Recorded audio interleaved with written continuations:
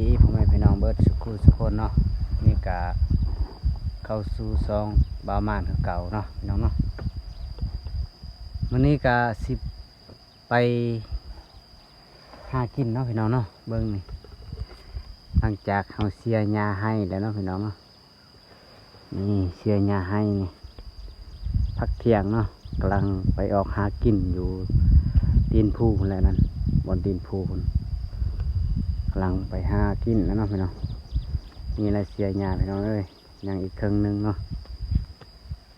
อยู่เที่ยงเนาะพี่น้องเนาะออกล่าหากินอีกแล้วพี่น้องหานกหาจังเนาะว่าสิได้หรือว่าบ่ได้เฮาไปลุ้นเบิ่งกันเนาะไปกันเลยนี่แหละพี่น้องให้เฮาเบิ่งนี่และนี่ก็สวนมันเนาะพี่น้องปีนี้ก็ให้ก็ติดกับสวนมันเลยติดกันเลยทางนี้ก็มันเฮาทางนี้ก็ให้เนาะเห็นว่าเตียงแทงกระตูบ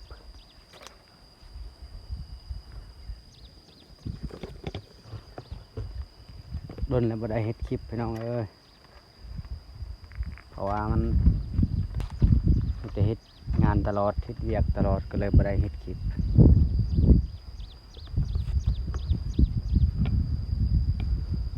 นี่สาลีกากำลังใหญ่แล้วนี่ใบมันหากินบนตีนผู้เนาะพี่น้องว่าสิได้หรือว่าบ่ได้กับผู้คือกันไปเบิ่งไปลุ้นกันนำกัน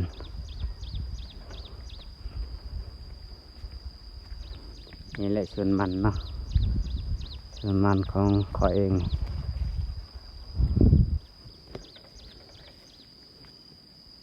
มันก็งามปีนี้เนาะ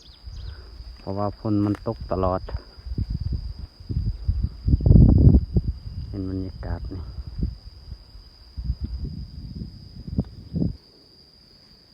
ในทางนี้ก็ส่วนของชาวบ้านนะพี่น้องเนาะส่วนมันของชาวบ้านเพราะว่าติดกับส่วนเฮาเลยนะทางนั้นกับส่วนเฮาบัดทางแคมห้วยทางนี้กับของชาวบ้านเนาะนี่แหละเที่ยงของชาวบ้านเนาะมันเขาก็งามนะพี่น้องมันของเขาก็งามคือกันเบิ่ง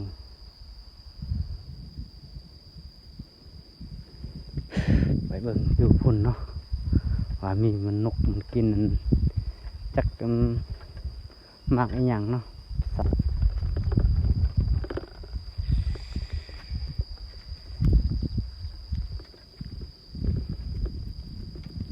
ไปเบิ่งกันเลยเนาะพี่น้องเนาะ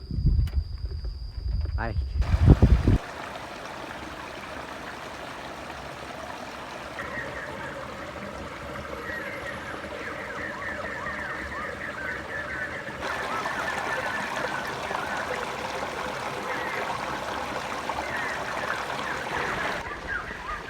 หอดอะไรกันนี่หอดตาเลยตาเพิ่งทำวันห้วยนาง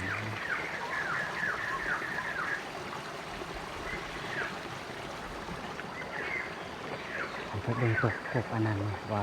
ที่มีนกกินหรือว่าบูบีนะนกทอง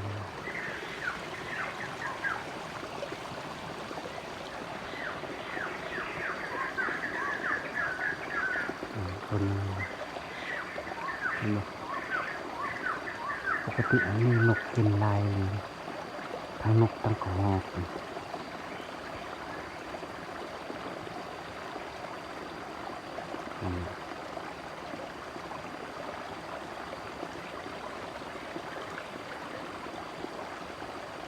ตอนนี้ยังบ่ทันเห็นนะปูมันหลายนะดัก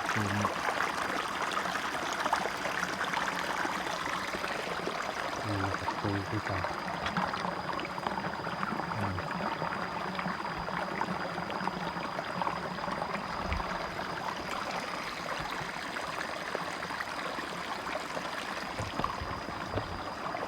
เพราะว่า คืนนี้ฝนตกแห้งอยู่นี่เลยน้ำมันไหลออกมาเนาะไหลแห้งติน้ำมันบ่มีไหลเนาะเพราะมันมีฝนตกคืนนี้นะน้ำมันไหลแห้งบ่เห็นนกกินนะพี่น้อง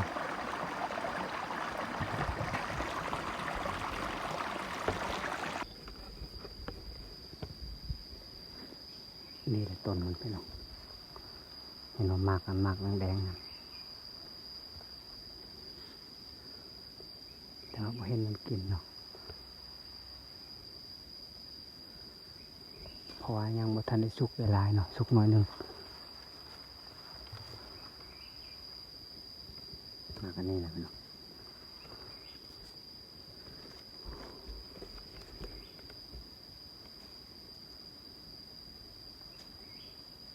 ยุงกลาย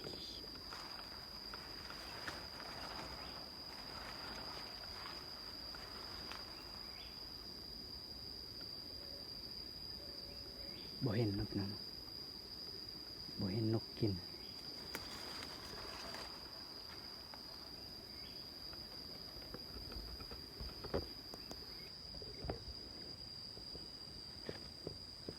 อยู่นี่ก็หลายต้นพี่น้อง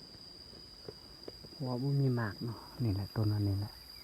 บ่มีหมากมีอยู่นี่ต้นเดียวนึงหมากมีหมากเห็นบ่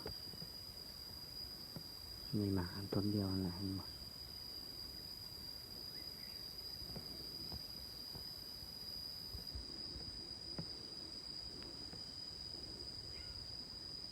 บ่เห็นนกไปกิน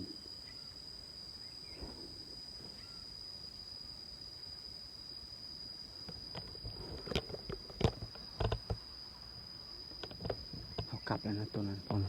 าะว่าบ่มีนกกินนะเอาหายิงไปทั่วเลยหายิงนกพอได้กินแรงเนาะกินเที่ยงเนาะพี่น้องเนาะพอได้กินตอนเที่ยงนะบ่เห็นนกอะ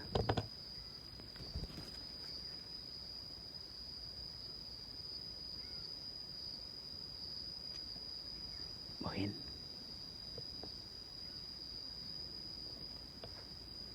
ไปหาต่อเนาะ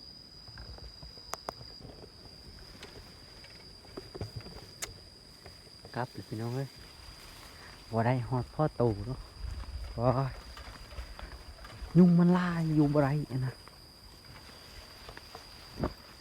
เพราะว่าตัวนั้นคันเฮาอยู่บ่นั้นมีนกกินเนาะถ้าเฮาทาโดนๆนะนั่งเฮานั่งบ่นานเพราะว่ายุงมันหลายอยู่บ่ได้ก็เลยกลับจ้ะกลับเที่ยงกลับอยู่บนเที่ยงเนาะว้าบ่ได้ฮอดพ่อตู่เลยจักสิกินยังนะกินเที่ยงนี่พี่น้องกำลังมืออะไรว้าไปเบิ่งอยู่เที่ยงเนาะพวกลูกพวกเมียยังบ่ทันในมือเนาะเอามือก่อนมือพักอยู่เที่ยงของสะบานนี่เนาะพุ่นเลยให้คอยเพราะว่าเพิ่นยังบ่ทันในมือนะเห็นบ่มันเขางามไม่ดีพี่น้อง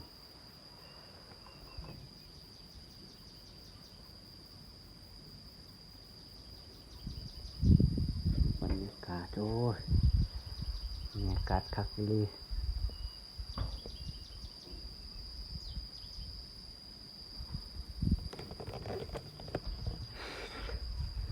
บ่ได้อีช่างเลยพี่น้องเอ้ยหายิงนกเนาะถ้าว่าบ่ได้นกบ่เห็นมันกินนั่นมากอันนั้นนั่นแหละเลยเอากลับเพราะว่าบ่ไหวมันยุงมันหลายฝนตกคืนนี้ก็แห้งฝนตกแห้งออกยุงโอ้ย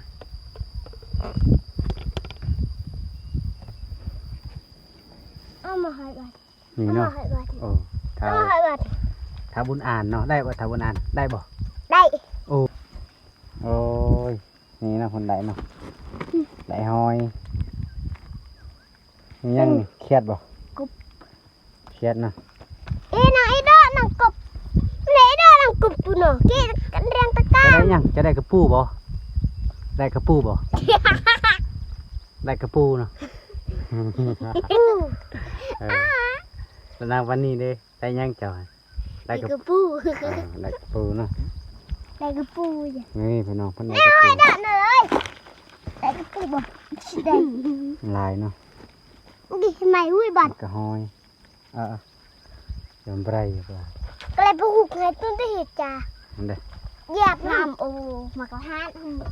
อ้าวสบายดีบัดหนึงอ่ะ สบายดีทุกคน บัดนี้อีก สบายดี พี่น้อง คือสบายดีทุกคนอย่าตัด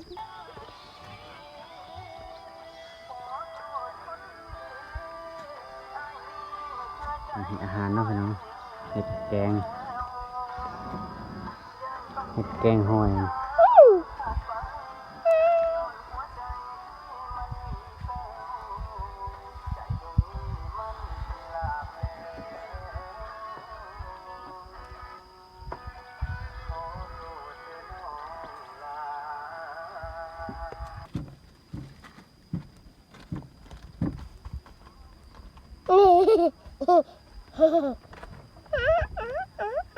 ประหารเอ๋น้องจ่ามันปฏิด้วยดอกเกะประหารอันนี้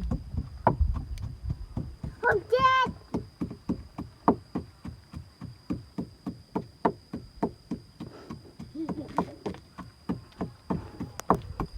แซ่บบ่ เจ็บ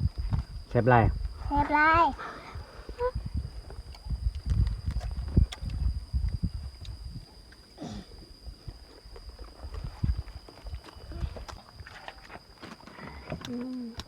ต้มไก่เนาะพี่น้องต้มไก่บานไก่เฮือนแซ่บบ่กันนี้แซ่บ มันจะกัน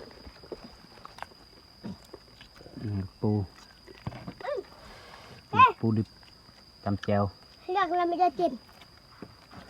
คือเลยกัน อยากเรามาการอก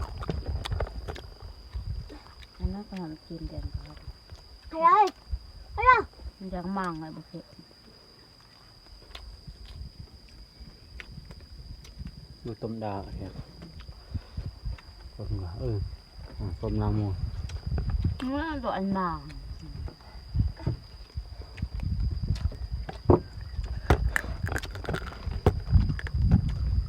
แซ่บบ่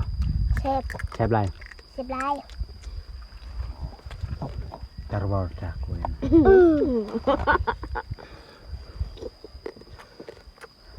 ฟังนอกคุณ ด้วยจ้ะ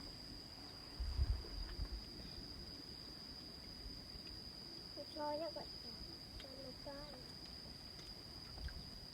น่ะซอยเนี่ย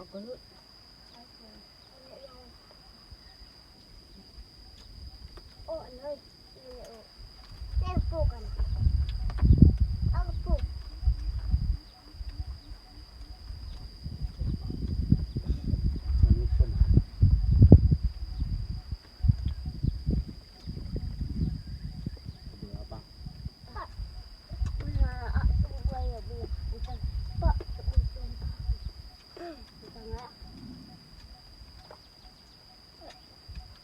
ดังเอ้ยอันนั้นดังอ่ะ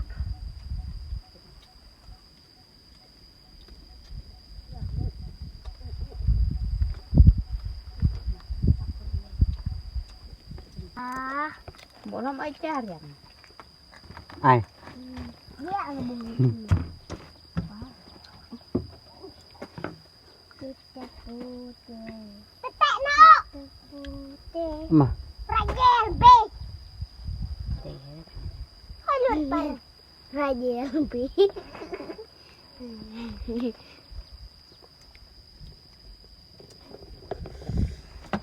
anh nhẹ vào เจ้า đó บอ ตอนนี้ก็พักอยู่เที่ยงเนาะพี่น้องเนาะ เจ้าบอ พักอยู่เที่ยง nhẹ độ โล này ทาเห็ดอันตอนแรงประมาณ ใจ 2 โมงออกเห็ดเปียกเชียร์หญ้าให้ก็เลยมือบ้านเนาะ giật vậy đi สำหรับคลิปนี้ก็ vẽ vẽ จบสำนีเนาะพี่น้องเนาะ ให้เบิ่งก็พากติดตามเด้อพี่น้อง วัดตาย ตาม ยัง เด้อ เราเกะกุกลูลม คลิปต่อไป